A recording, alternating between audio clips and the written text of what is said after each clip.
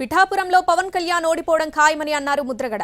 Cinema వాళ్లను ప్రజలు నమ్మే పరిస్థితి లేదని అన్నారు.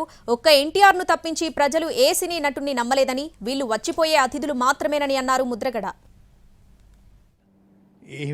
పిఠాపురం నుంచి పోటీ చేస్తున్నారు. మీరేమో పిఠాపురంలో వైసీపీ చాలా సునాయాసంగా విజయం సాధిస్తుంది అంటున్నారు.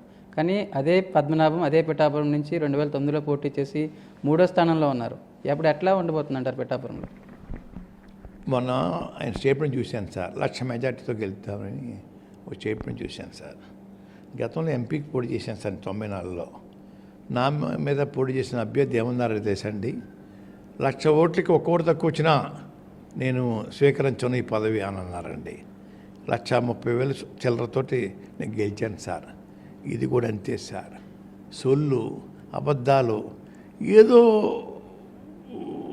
ఆవేశంగా మాట్లాడితే తప్పడు కొట్టేస్తారు, ఉద్రేకంగా మాట్లాడితే ఉద్రేకంగా నడిచేస్తే ప్రజలు ఆకర్షితులవుతారని చెప్పేసి తప్పుడు విధానంతో నడుస్తున్నారు సార్.